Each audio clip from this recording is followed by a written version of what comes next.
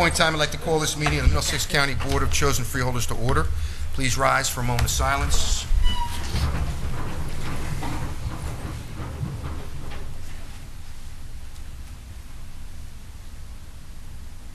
Dennis, salute to the flag, please.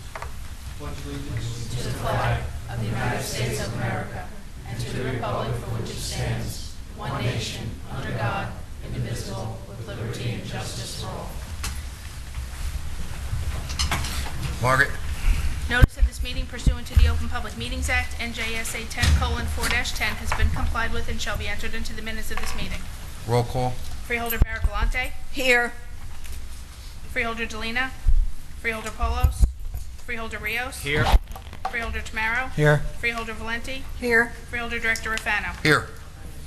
Commemorative resolutions. We have a few this evening.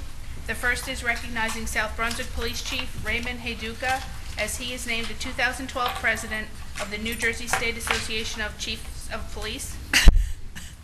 And the next resolutions consist of one, recognizing Roman W. Clark Jr. of East Brunswick as he is named the 2012 Farmer of the Year posthumously as selected by the Middlesex County Board of Agriculture, and Alita Martin of East Brunswick as she is named the 2012 Volunteer of the Year as selected by the Middlesex County Fair Association. I need a motion to adopt. So moved. Second. Motion by Deputy Director Rios, seconded by Freeholder Valente. Roll call. Freeholder Barracolante. Yes. Freeholder Rios. Yes. Freeholder Tamaro. Yes. Freeholder Valenti. Yes. Freeholder Director Rafano. Yes. Call upon Freeholder Barracolante to present the resolution to Chief Hayduka. Thank you. Yes, you got it.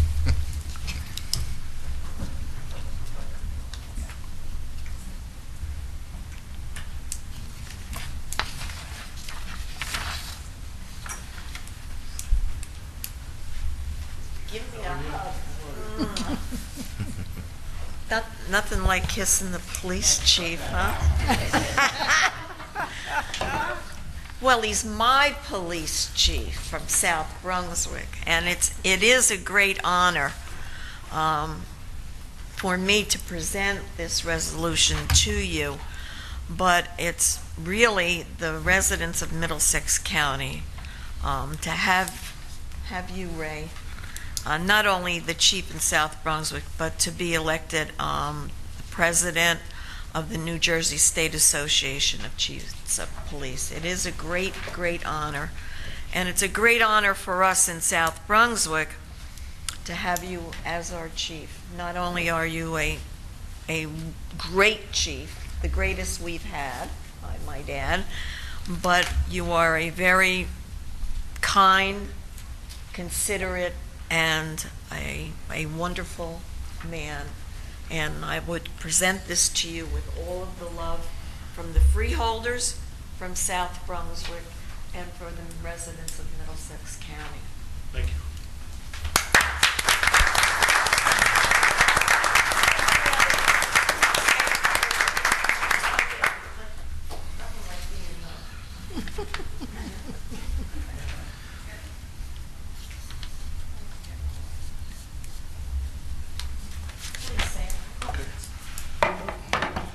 Certainly, I'm honored, and I really appreciate it. The support I've had from the freeholders, everyone in the county, law enforcement. I said it, we're a very lucky county to have the support that we have. We've never had a better relationship than we've had with the prosecutor, the sheriff, corrections. We've resolved a lot of problems together collectively. We've done programs that are known statewide and even out of state, especially with our telepsychiatry program.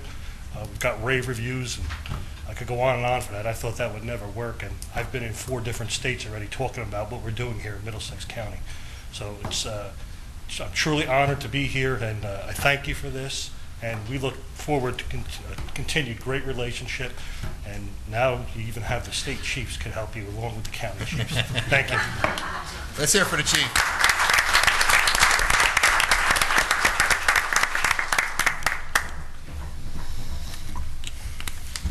Very nice.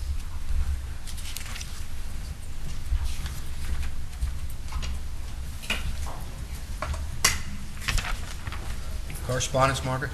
Each freeholder has been provided with a list of correspondence received by the clerk's office since our last meeting.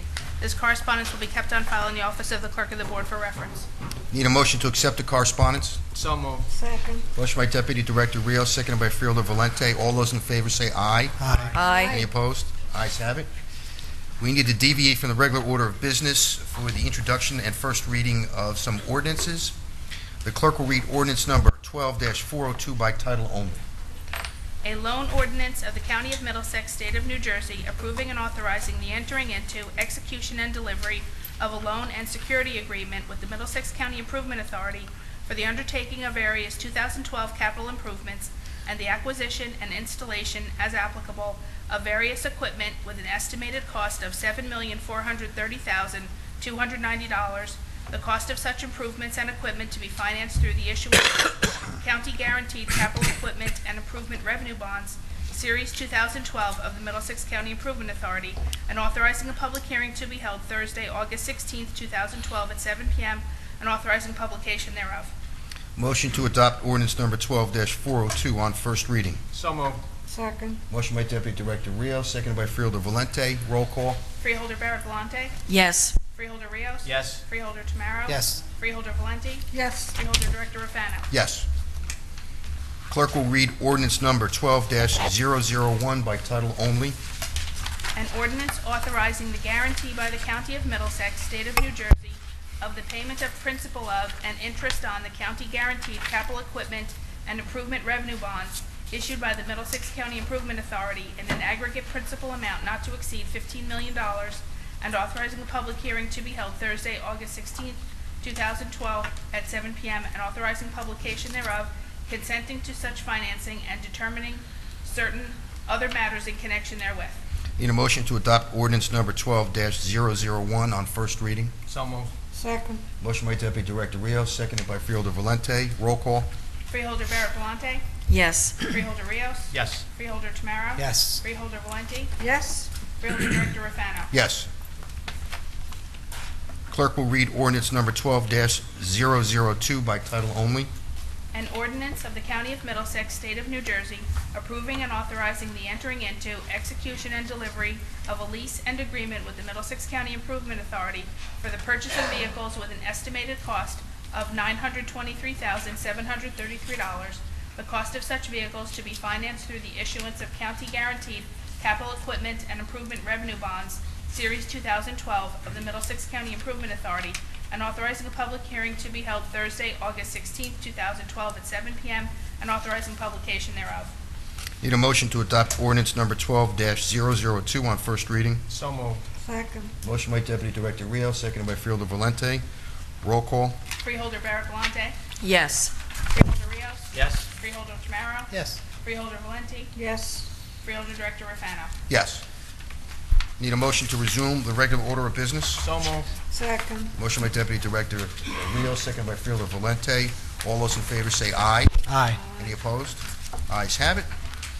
Reports of freeholders. Freeholder Carol Barrett Galante. I have no report tonight. I can only report that I was on vacation in La Valette. The sand, the weather, everything was great. So if anyone was interested in the last 2 weeks of weather at the shore, it was good. I actually saw you there. Actually, we did see each other. You were quite a dashing figure.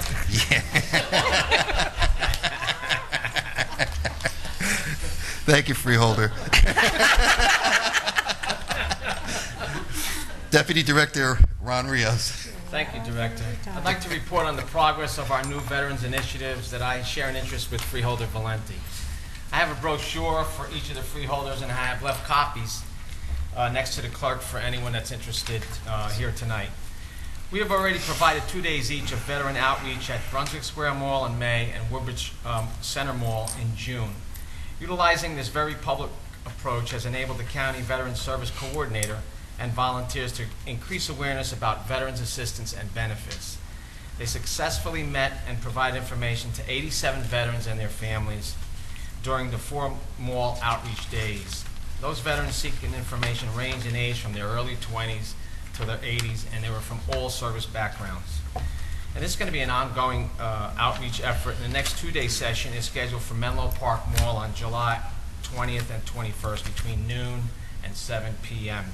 A rotation will be repeated at each of the malls starting again in August. The new County Veterans Housing Assistance Program, designed to help homeless veterans and those at imminent risk of homelessness by providing housing assistance, is starting to take applications. Individuals who qualify, and depending on personal circumstances, may qualify for assistance that includes rental arrears, security deposits, or temporary rental assistance, as well as care management services.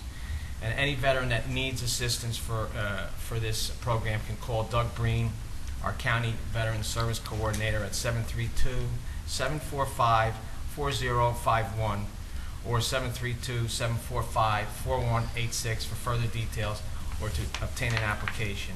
And again, I think it's so important that we try to give back to those that gave for us, protected us all the time. And it's so ironic how not only during their service time in the military, they also work hard after they served in the military, getting involved in different organizations, whether it be the Catholic War Vets, the Jewish War Vets, American Legion, the VFW.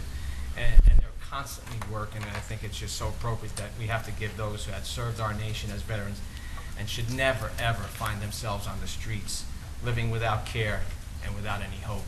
So I think that's an important program that we have to promote, and hopefully we can help those. And that concludes my report, Director. Thank you, Deputy Director. Field Charlie Tamara.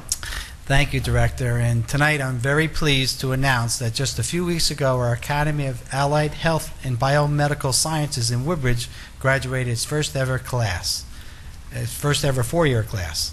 The Academy, as you know, is part of our fine vocational technical school system and has proven to be a great addition to our education institution. This evening we have our Superintendent, Brian Laughlin, our principal from the school, Alex Guzman, and Diane Valou, who is the Assistant Super for Student Services and Program Development. And tonight they're going to give us a shortened version of the Discovery Channel show that this school was featured on. Last year, our Academy of Science and Mathematics and Engineering Technologies was featured on the Discovery Channel. So, Brian, would you want to come up and give us a presentation? Thank you very much. Before we show the video, I really want to take this opportunity to thank the Freeholders for your ongoing support, both fiscally as well as the tremendous emotional support that you always give the vocational school. And it was really through your support that we were able to open the new academy 4 years ago. So it truly was a historic event on June 21st when we graduated the first class. And if I could just take a few minutes, I wanted to share with the Freeholders some of the accomplishments of our graduates. The class consisted of 34 students, and it represented 14 municipalities in Middlesex County.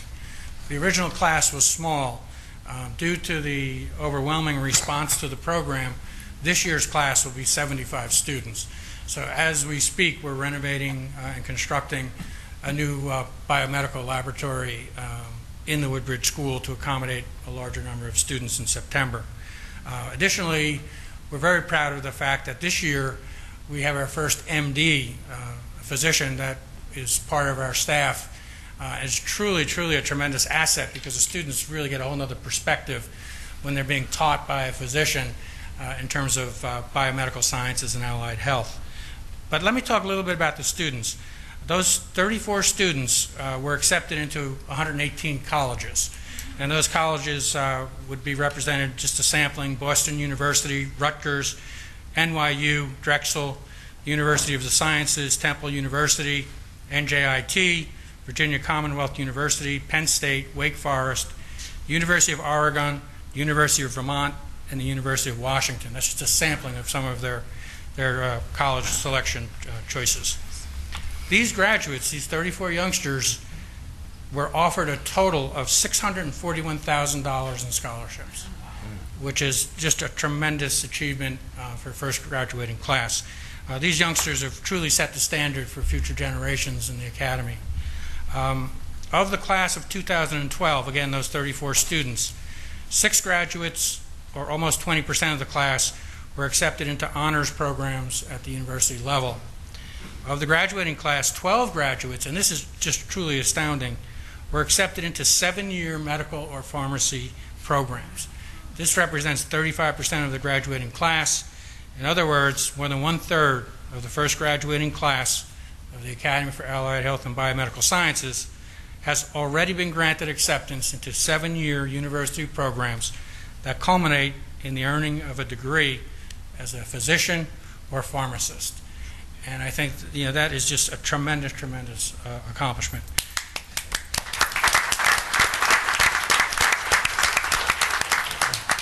These accomplishments are the result of the hard work and dedication of these outstanding students, the efforts of a talented and committed faculty at the Academy, and the ongoing support of the Board of Chosen Freeholders and our Board of Education.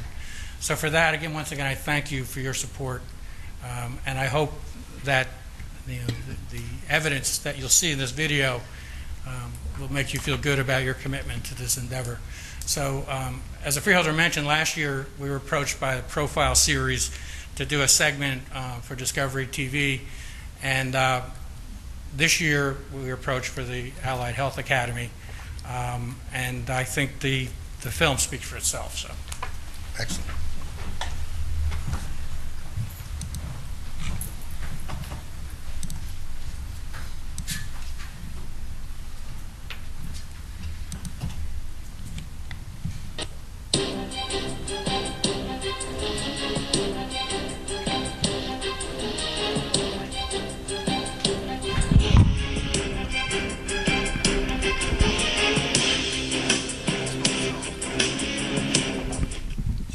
It is one of the largest industries in America, healthcare.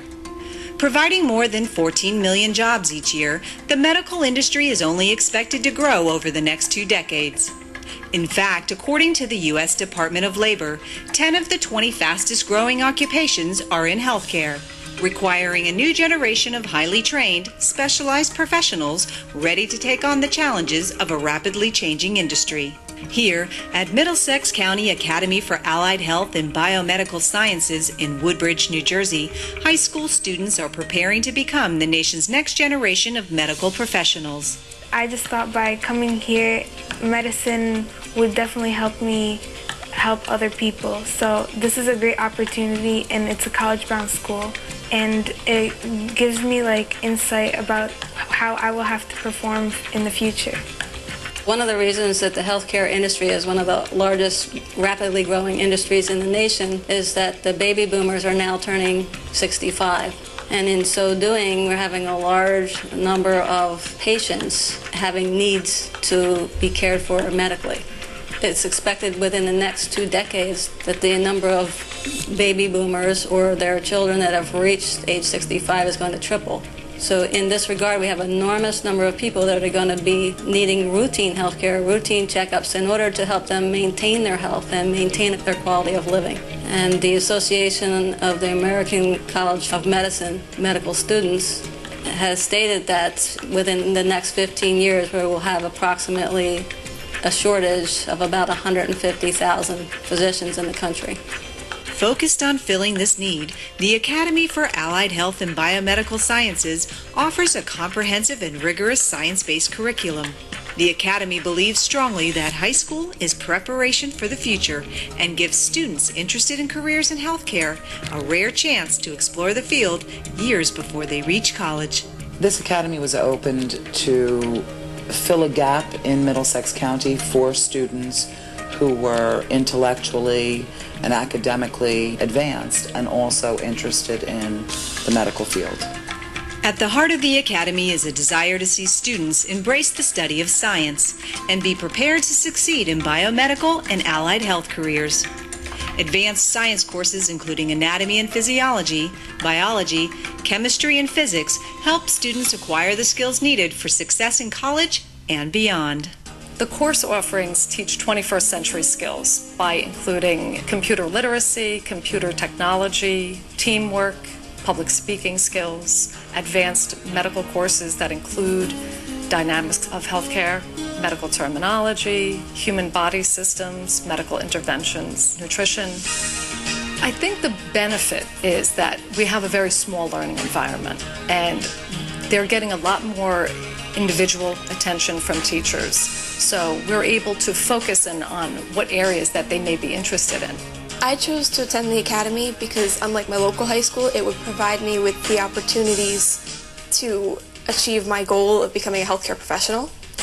And I think that this school helps to prepare us for college and a career in the medical industry by exposing us to the rigorous courses and studies that we will experience in college and allowing us to obtain the skills and knowledge necessary in the medical industry. I came to the academy because I realized that only here I can have the opportunity to really evaluate my potential in the healthcare field, and especially at this level. And of course, the skills, the knowledge, the work ethic, especially that the academy has cultured within me, it will definitely serve as crucial building blocks in future college courses, medical school, and hopefully a successful healthcare career. At the Academy for Allied Health and Biomedical Sciences, learning outside the classroom is just as valuable as learning inside the classroom. Through professional and community partnerships across Middlesex County, students have the opportunity to gain an up-close view into a career in healthcare by spending time in authentic medical settings and learning alongside healthcare professionals. I personally feel by having the opportunity to learn alongside healthcare professionals such as nurses and surgeons that we not only just get a cookie-cutter textbook perspective of medicine, but really try to understand the emotional side too. Like now I know that we really need to understand patients' feelings and not just consider them as machines to be fixed. It's definitely altered my learning experience and perspective of medicine. Learning alongside healthcare providers, they've brought the passion that they had in the field into the classroom and it instills in us.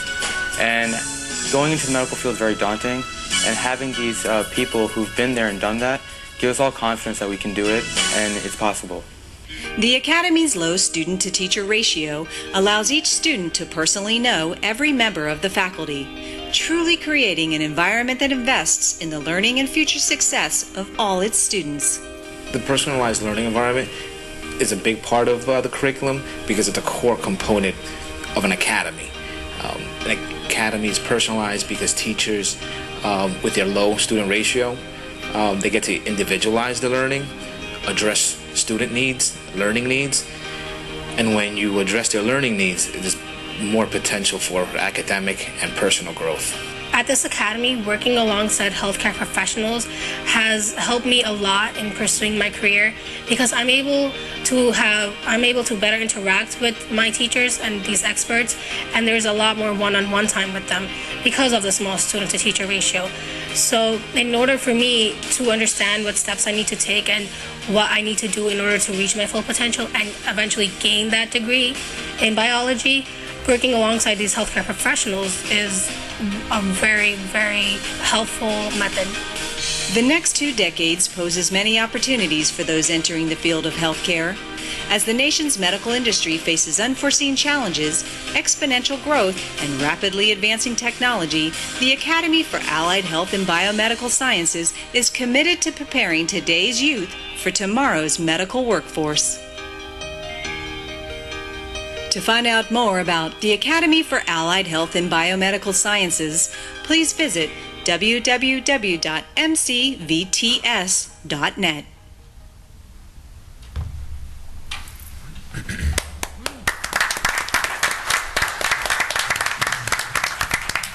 That was excellent.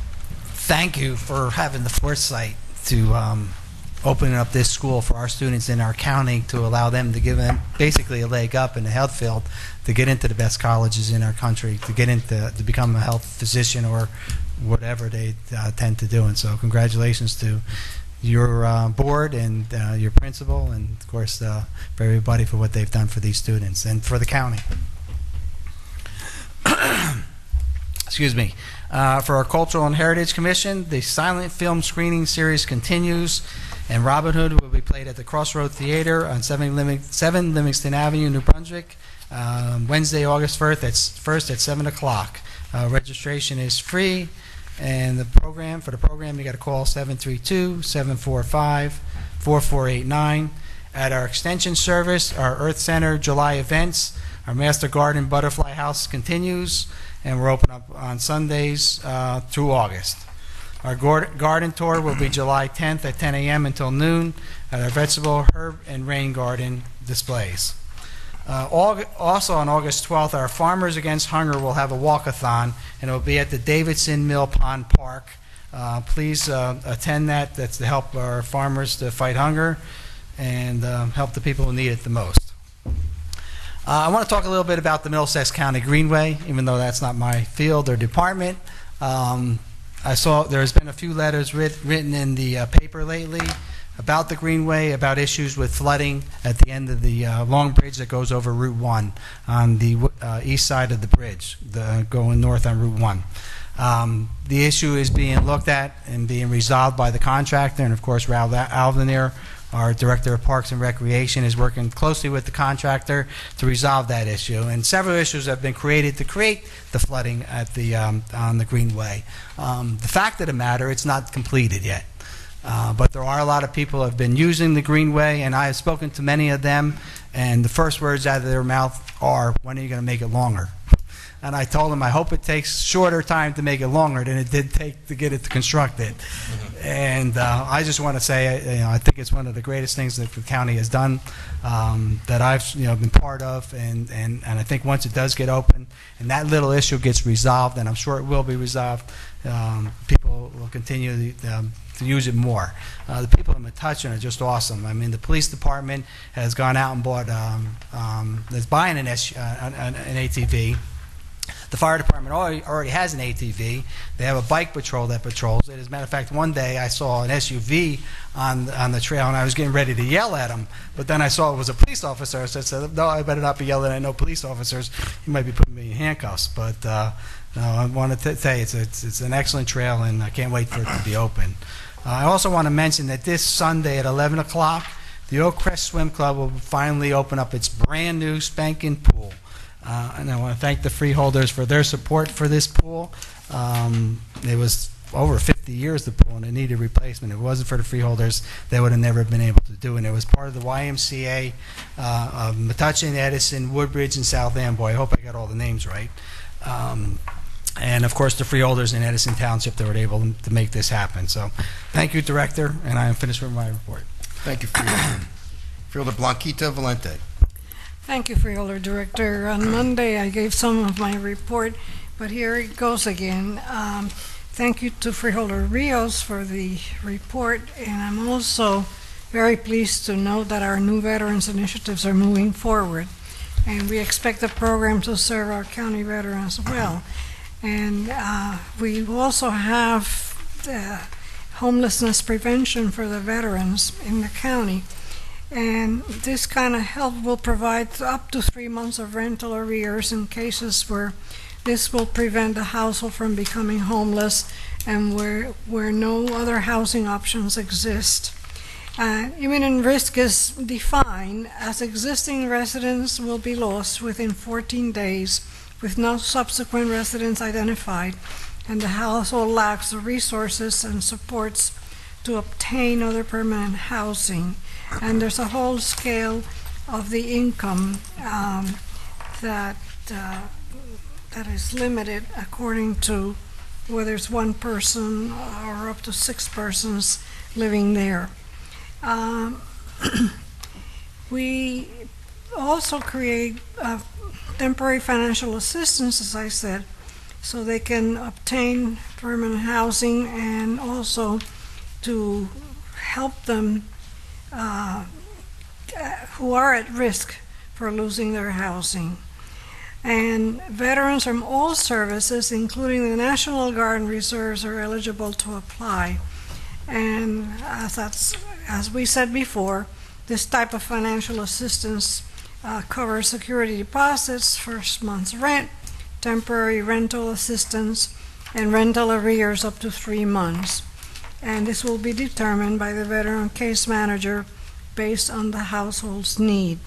So it's a very worthy program. And again, as my Freeholder colleague mentioned, Doug Breen from Human Services is involved in this, and he can be reached, and those phone numbers were already given, so I'm not going to repeat them. From The Office of the County Clerk, we have this information in the recent tragic fires in Woodbridge and Perth Amboy. As we know, quite a few people lost their passports and other picture ID. The county clerk is working closely with the town administrators and is waiving the county portion of fees for passport replacements being processed by the clerk's office for these individuals. So I want to make sure that the public knows that that's going on.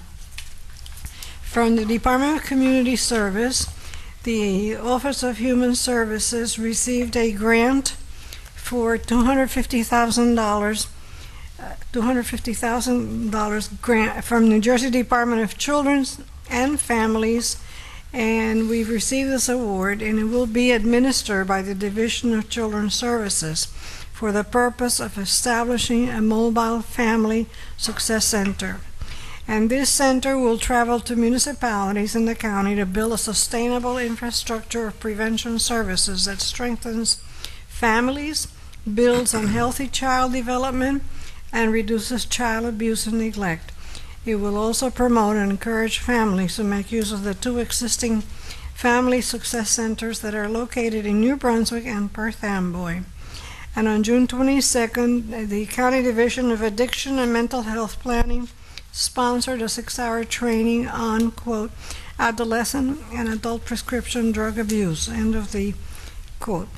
Approximately 100 practitioners attended to hear 2 of the leading addiction psychiatrists in the county present information on evidence-based practices for the prevention and treatment of this growing and dangerous problem. And today I was able to attend a public forum that was sponsored by New Brunswick Tomorrow. For those of you who are not familiar with New Brunswick Tomorrow, it's a non-profit organization whose ideas, partnerships, and initiatives are moving New Brunswick's peoples forward.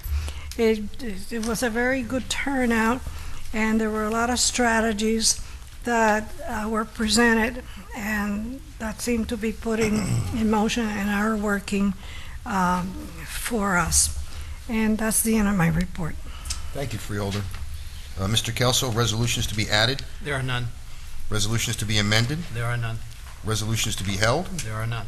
Resolutions to be voided? There are none. At this point in time, I'd like to open up to the public any discussion on resolutions listed on the agenda only. That's agenda items only. Remember, there's a 5-minute rule. Thank you. Guess I should walk a little faster, Freeholder Director. Freeholder Director, Freeholders. My request tonight is for the... Name and address, please. Oh, my name is Roger Daly, and I live at 103 Farms Road Circle in East Brunswick. And you're a Republican candidate for Freeholder? That's true. Okay. Thanks for the advertisement. I would like the Freeholders not to vote on the following resolutions. 1290R, 1291R, 1293R, 1294R, 1295R, and 1298R. Now, and again, my concern about these are that these the individuals that these are actually professional contracts awarded to engineering firms, and as I requested at the last meeting, these firms have contributed money to the political action committees, and it's my contention that these political action committees are really designed to circumvent the pay-to-play laws.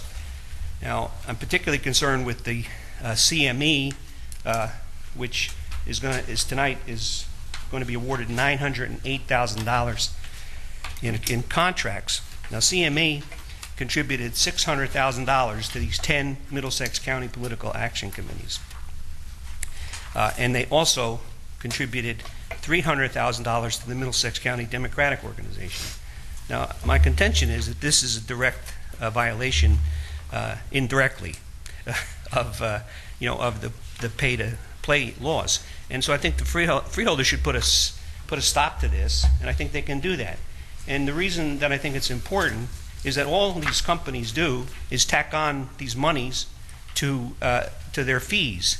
And you're talking about millions of dollars that you could use for important programs.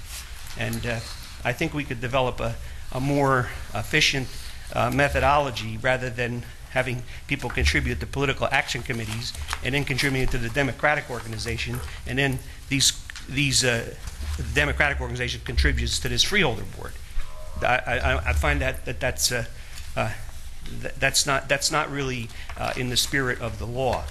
The Mazer Consulting is going to get $1,311,000, and they contributed over $200,000 to these political action committees. And again, one of the overriding considerations is that this guy Frank Gartland, who has been indicted a number of times, is a contributor to many of these PACs. I think it's important for this freeholder board to investigate that, to find out, what PACs they're receiving money from.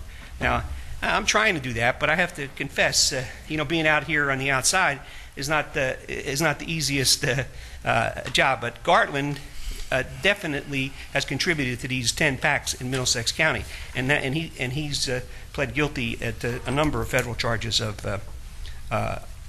kickbacks. I should also note that one of the last things I did was vote against the self-insurance, and Frank Gartland was the representative who came from Maryland to implement that program, and I objected to that that was 17 years ago. So those are the resolutions, and the other resolution from NIAC, which is they also contributed, but they have contributed money to the Woman for Good Government, which is now under investigation for they haven't been filing reports. And before I forget, I want to tell you, CME, as of this date, as of April, had not filed their filing with the ELEC report, so we don't even know what they've contributed. Now, if they've done it in the interim, I haven't seen it, and I'm going to keep looking for it. But as of this moment, I don't believe they've even complied. So this freeholder board basically be voting, giving contracts to CME who hasn't even complied with the ELEC report. And I think they should pull those. Those and not vote on them. And again, getting back to the methodology, I think we should develop a methodology to make this competitive and creative, and then save a little bit of money. And maybe we can do for the poor children of Middlesex County what we did for these children up in vocational school. But you haven't done the same thing for the poor and the disadvantaged.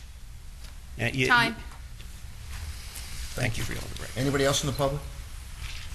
Motion to close. Second. Motion by Deputy Director Rios, seconded by Freeholder Valente. All those in favor say aye. Aye. Ayes have it. Okay, now items to be removed from the consent agenda and voted on separately. I have one, Freeholder Director, Resolution 1346. 13, I'm sorry, what? 1346. Okay. Anybody else? I have three, 12-1346, 12-1392, and 12-1402. Okay, Mr. Kelso? Yes, Freeholder Director, a motion would then be in order to adopt the consent agenda consisting of resolution numbers 12-1245 through 12-1406, excluding resolutions 12-1346, 1392, and 1402 to be voted upon separately. I need a motion. So moved. Second. Motion by Deputy Director Rios, seconded by Freeholder Valente. Roll call. Freeholder Barrett Belante. Yes. Freeholder Rios. Yes. Freeholder Tamaro. Yes. Freeholder Valenti. Yes. Freeholder Director Rafano. Yes.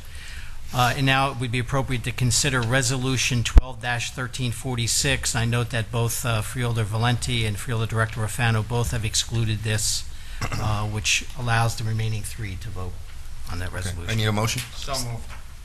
Second. Motion by Deputy Director Rios, seconded by Freeholder Valente. Roll call. No. Freeholder Tamaro. Tamaro, I'm sorry. Freeholder Tamaro. Roll call. Freeholder Barrett Belante. Yes. Freeholder Rios. Yes. Freeholder Tamaro. Yes. Freeholder Valenti. Present, not voting. Freeholder Director Rafano. Present, not voting. Now it would be appropriate to consider the two resolutions that were also excluded by the Freeholder Director, and they are 12-1392 and 12-1402. Need a motion? So moved. Second. Motion by Deputy Director Rios, seconded by Freeholder Valente. Roll call, please. Freeholder Barrett Galante. Yes. Freeholder Rios. Yes. Freeholder Tamaro. Yes. Freeholder Valenti. Yes. Freeholder Director Rafano. Present, not voting. At this point in time, I'd like to open the meeting up to public discussion on any item. Anyone from the public? Any comments on any item? Yes, sir. Richard, come on up.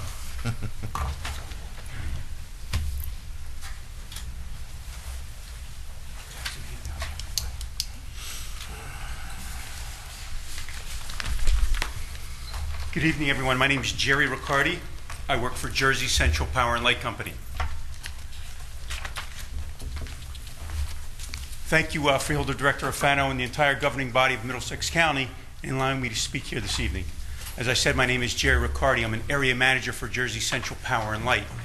And what that means is I work with 23 municipalities throughout Western Monmouth, Mercer, and all of the communities we serve in Middlesex County.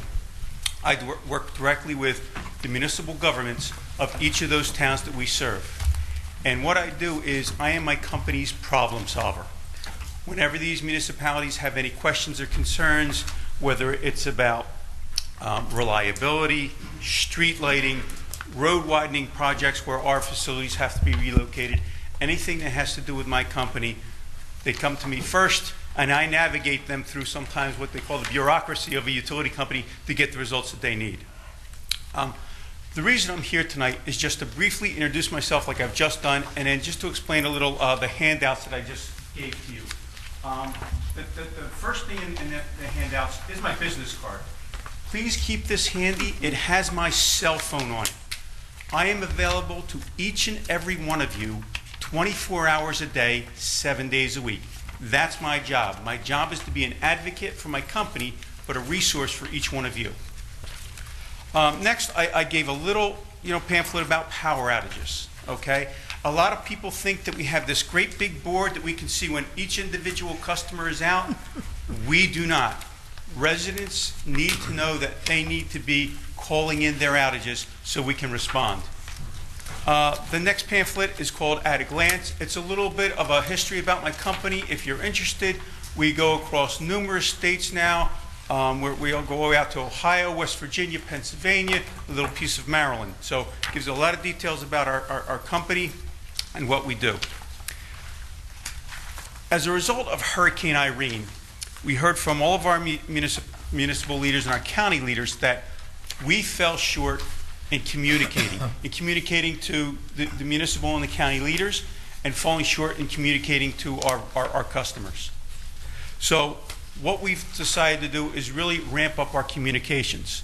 And the next handout that I have talks about our 24/7 Power Center. It's our new website.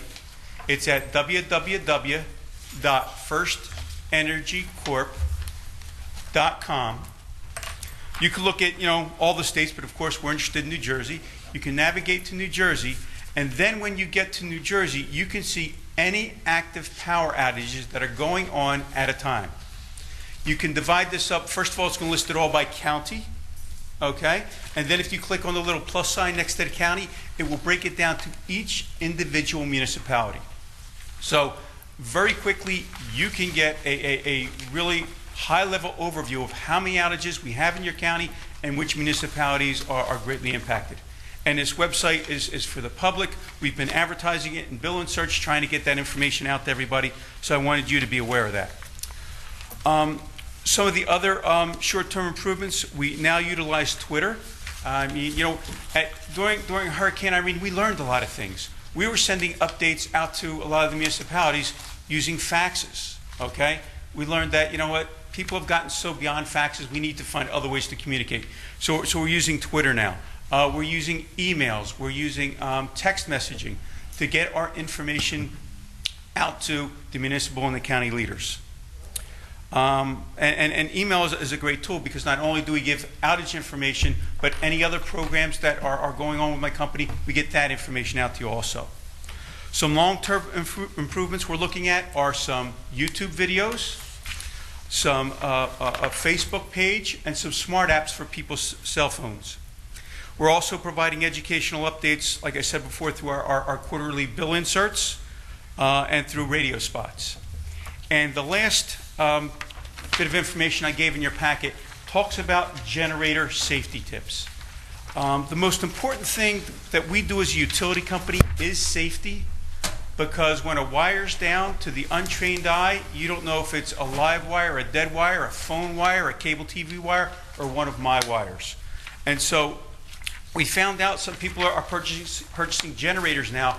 We want them to be hooking up these generators in a safe fashion so they don't produce noxious fumes in their homes that can, suffocate them, and that they separate this from our system. Thank you very much. Okay? If anybody has any questions, I'd be happy to answer. Okay, thank you. Yeah. Thank you very much. Thank you.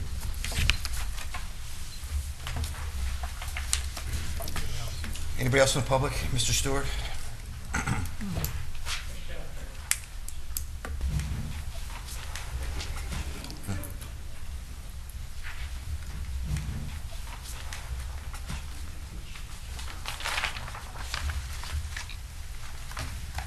Richard Stewart, New Brunswick. All of these resolutions have been cleared by Mr. Kelso for legal status? Of course. Okay. Does Mr. Kelso have any reaction to the former Freeholders' comments regarding possible illegality? It's not the Freeholder Board's place to investigate violations by potential donors and political action committees. These people are qualified professionals. Their contracts are awarded based upon work that needs to be done, based upon budgetary estimates that are done internally and through competitive negotiation. To go beyond that would be way outside the realm of the Freeholder Board. So who should look at it? Whoever the proper authority is, but it's not this board. Possibly the Attorney General? I don't know. It's not my position to give legal advice to someone other than this board. I think you're dancing a dangerous. No, you're asking me you to might give end legal up. You might end up in as a defendant if don't. Richard, seriously, careful. whoever. Mr. Daly mentioned several different things. If there's an ELEC violation, ELEC has their own investigative abilities in-house. If there's criminal actions that are being alleged, it depends on what type of criminal action. If it's something that involves federal violation, then the U.S. Attorney's Office would do it. If it's something that involves state violations, then the Attorney General's Office would do it. If it's criminal activity that involves actions taking place in Middlesex County, then it would be the Middlesex County Prosecutor's Office. So your question is not capable of being answered simply. It would depend on what type of crime or circumstance you're talking about. But let me make something clear, Mr. Stewart, that this Board of Chosen Freeholders fully complies with the election laws here in the state of New Jersey. I'm not sure how that fits into what we're talking about, but be assured of that. But if it made you feel better to say it. Yeah. Being very defensive. I just want to, if I end up with time here, it fascinates me some of the things I hear on TV, on C-SPAN, a while ago before I came out. A legislator from California was on there, and he was insisting that every serviceman coming out is entitled to a job. He didn't say it was going to come out of the congressional salary account, which I would like to see because I think they're all overpaid as is. But you just can't guarantee everybody. The most fortunate servicemen, in my opinion, from my own experience having been a serviceman and in the reserves and all, the people that are guaranteed, like county employees, who are called up for duty and are, in effect, guaranteed reemployment when they come out, which is excellent. But other people are not guaranteed reemployment.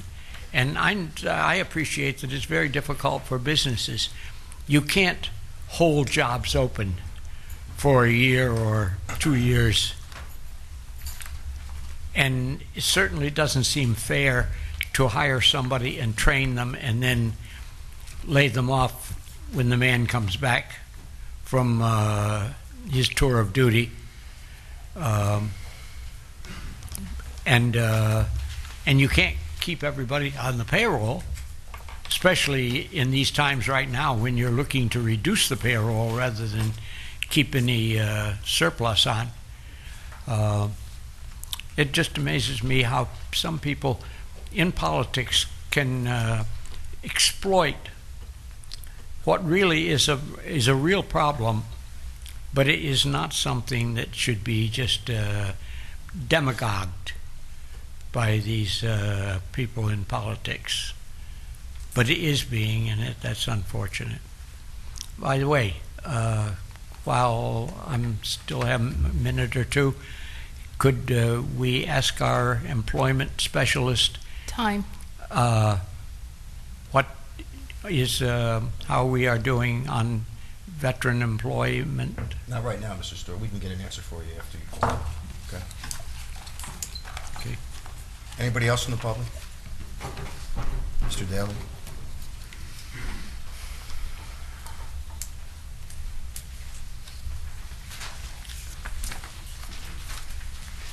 Roger Daly, 103 Farms Road Circle, East Brunswick.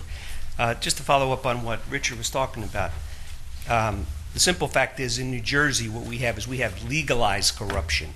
In other words, we ask legislators to pass laws to regulate campaign contributions, and they pass laws that are easily circumvented and easily bypassed by the current practice of these contributions to the political action committees. So all I'm asking the Freeholder Board to do is to take awareness of this and realize the points that I point out to them. And I do think that they should really be looking at this and put an end to it.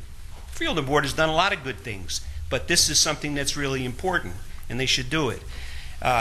Anyway, I have a question. I read an article about the pension abuses. That some of the public entities are not complying with the law, which does not allow for contractors to get pensions, and it has to do with attorneys and engineers and other professionals. An audit was done, and they found 100 people were enrolled who should not be enrolled because they're really subcontractors, not really employees. I guess my question is, and I would ask this Freeholder Board, have they done an audit of the county government? Have our liaison to the Utilities Authority done an audit? If there are any people getting pensions who are really subcontractors? Has the liaison to the Improvement Authority done an audit to see if they have any employees there that are really subcontractors and getting a pension? And if the audit hasn't been done, I'm requesting that it be done. And if you can't answer it now, I would like an answer if in fact the county has anybody who's really a subcontractor and has been building up a pension. As we all know, at the end of 20 years, they're getting paid $10,000, and then they get a job for $100,000, and they're off to the races, which has really bankrupted us. And I don't say that to be critical, but we just can't afford to do that anymore. So I would ask the Freeholder Board to look into whether or not the county has any of those type employees, and the liaisons to check with with the authorities that they have oversight over to see if in fact they are complying with the law, which does not allow subcontractors to get benefits, pension benefits. Getting back to my comment on not taking care of the poor, the fact is that this Freeholder Board should do the same thing for the children I spent the last 14 years with, who have learning disabilities, are DIFUS children and need desperate help. And what this Freeholder Board has done is they have entered into contracts with adjoining counties, $2.5 million from both Monmouth County and Mercer County, and they have really balanced the budget on the backs of poor children. And that is absolutely in opposition to what the Democratic Party stands for. So what you did with the vocational school is a wonderful thing. Why don't you turn around and do it for the poor, disadvantaged, and for the people who have no one to speak for them? That's what you should have done. And you haven't done that. And you should be ashamed of yourself. Maybe some of the Freeholders don't even know what happened. So I'll give you the benefit of the doubt. I know what happened. And you have totally dismantled everything that, I don't want to bring Freeholder Brady into this, but you've totally dismantled everything Freeholder Brady did over her years as a freeholder. Thank you. Anybody else in the public? Motion to Motion close? to close. Second. Motion by Deputy Director Rios, second by Freeholder Valente. All those in favor say aye. Aye. Any opposed? Ayes have it. Motion to adjourn. So moved.